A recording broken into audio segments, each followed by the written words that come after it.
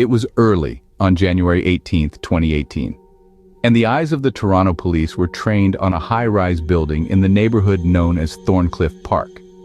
They'd had the occupant of the 19th floor apartment under surveillance, reportedly ordered to watch him 24 hours a day, unless their target was alone with someone else. Then, they were to move in immediately. That Thursday morning, it's exactly what happened. When police saw their suspect enter his unit with an unidentified male, officers forced their way inside.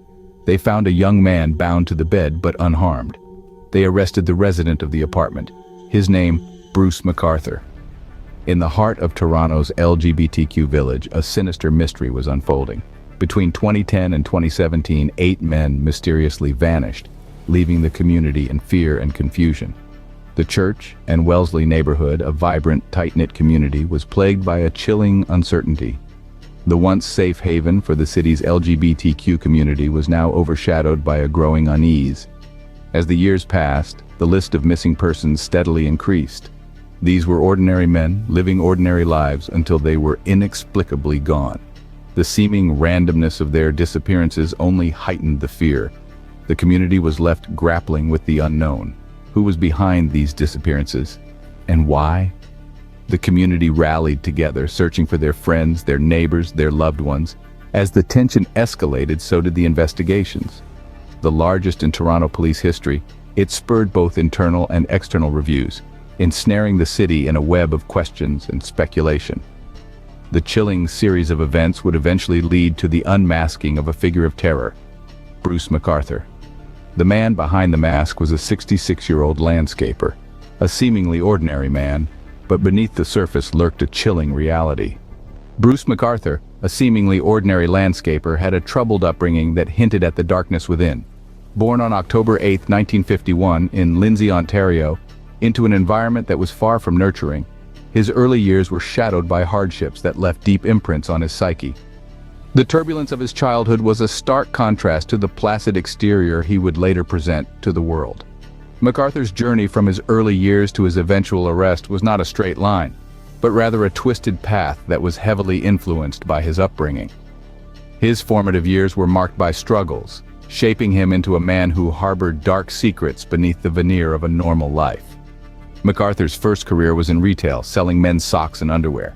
In the late 1970s, he became a sales representative for the Makers, traveling around the province of Ontario. He was a guy born with a smile on his face, and everyone liked Bruce. As MacArthur grew older, his life took on a semblance of normalcy, but beneath the surface, something was terribly wrong. Bruce MacArthur was an outwardly jovial man with ample white hair and a beard. The perfect person to be Santa at Toronto's Agincourt Mall until as recently as 2016. In late 90s, he started a little landscape business. The 66-year-old Canadian was a landscaper, popular with clients for turning their yards into lush gardens. But they didn't know MacArthur was a necrophile, sexually attracted to the dead, and a serial killer. He was turning their gardens into graveyards. Before going further, a quick reminder. Friends, if you are new in our channel, then don't forget to subscribe. It will help us to grow better. MacArthur's married life was fraught with difficulties and struggles. In his high school, he started dating Janice Campbell and married when he was 23. The couple had 2 children and a house in Oshawa, a middle-class commuter city on the shore of Lake Ontario, around 60 km from downtown Toronto. By 1981, they had a daughter, Melanie, and a son, Todd. In 1986, the family bought a home on Cartreff Avenue in Oshawa. MacArthur became very active in his church, keeping himself busy to avoid examining his homosexual feelings.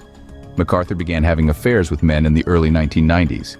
He came out to his wife more than a year later, but they continued living together.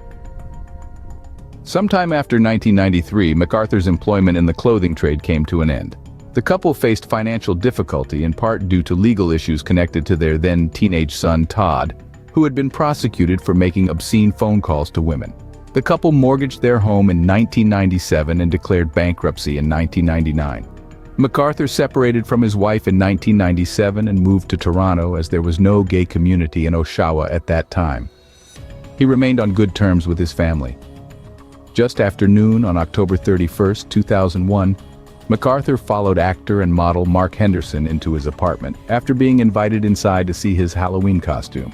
MacArthur struck Henderson several times from behind with an iron pipe that he often carried.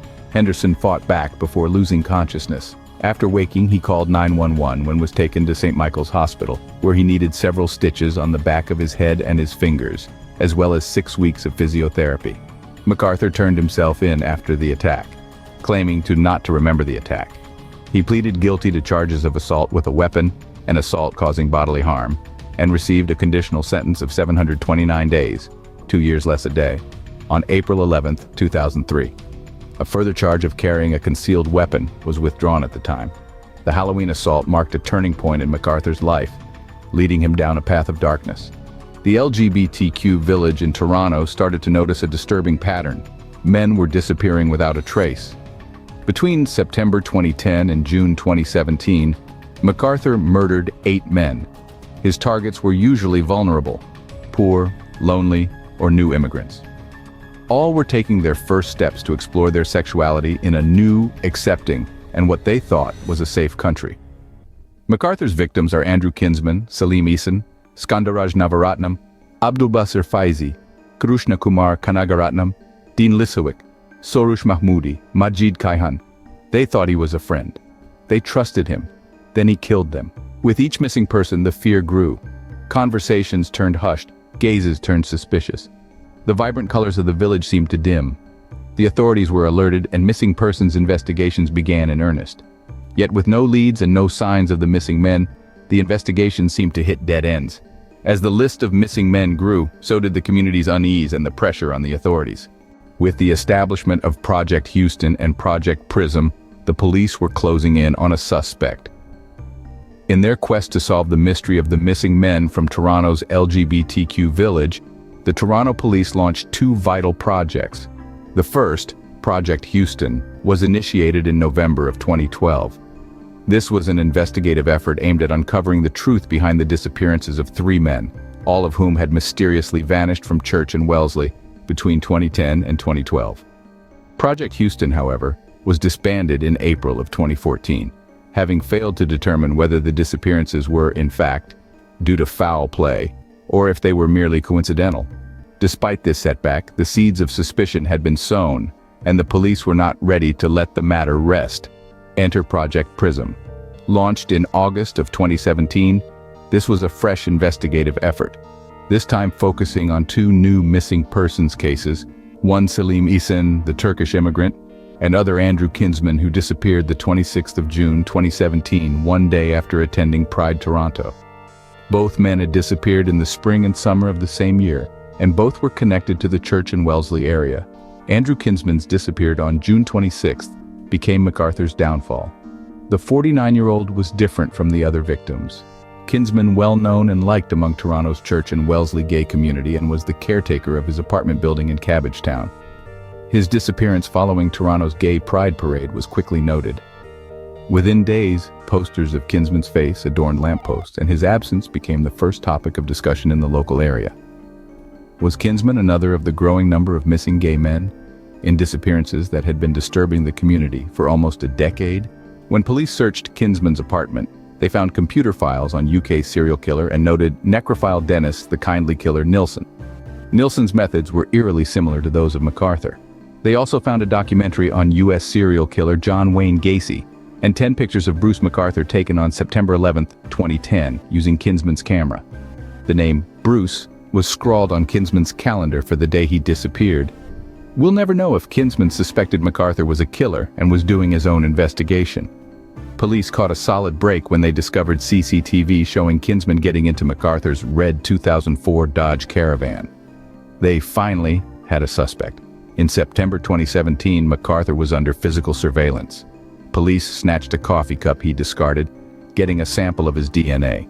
When he dumped the caravan at a scrapyard in November that year, it was seized by police and forensically examined. They found blood and semen connecting victims Kinsman and another victim, Salim Eason, to the van. The evidence earned them a warrant to covertly enter MacArthur's home. On January 17, 2017, forensic experts discovered photographs of Kinsman and Eason on his computer, taken after both men were dead. It was just in time. MacArthur was poised to kill again. The next day, police witnessed a younger man arrive at MacArthur's apartment building at 95 Thorncliffe Park Drive, Leaside, in Toronto's northeast. With the man likely to be in grave danger, they raided MacArthur's 19th floor apartment, finding the visitor naked and handcuffed to the bed with a black bag over his head. He wasn't consenting, he was terrified. MacArthur was arrested and charged with the murders of Andrew Kinsman and Salim Eason. A deeper search of his apartment revealed files on each victim and souvenirs of his crimes. They included ropes and a metal bar used in the ligature, necklaces from Skundaraj Navaratnam and Dean Lissawick, and a notebook from Eason.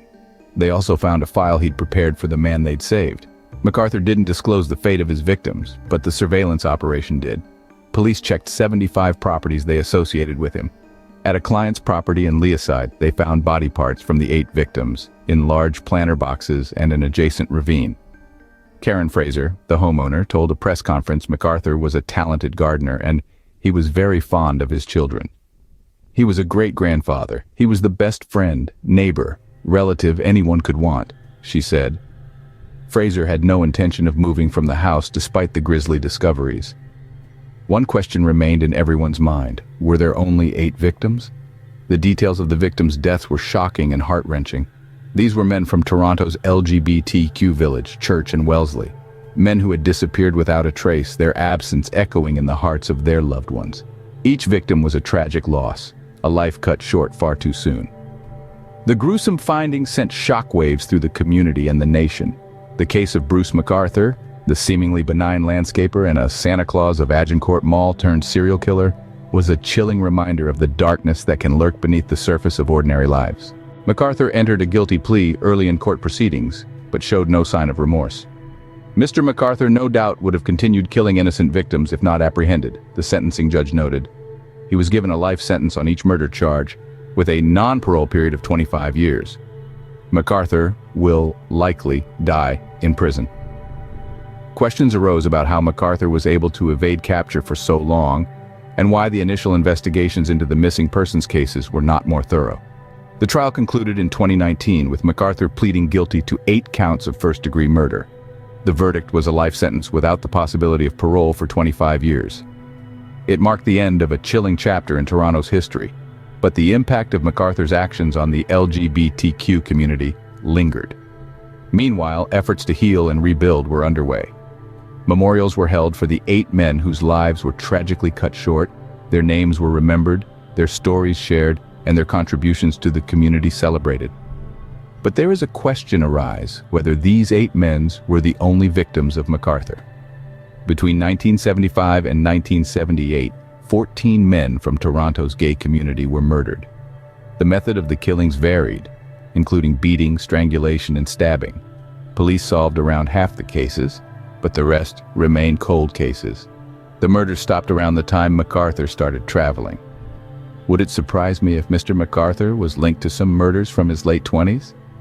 Detective Sergeant Hank Idsinga, the lead detective on the MacArthur investigation, said on CBC TV's Fifth Estate in 2018. It wouldn't. The detective raised an interesting point. Serial killers usually start in their late 20s and finish by their early 40s. This is how a terrible serial killer who was a Santa Claus ends. Friends, that's it for today. Hope you enjoyed our video. Don't forget to like our video and subscribe to our channel.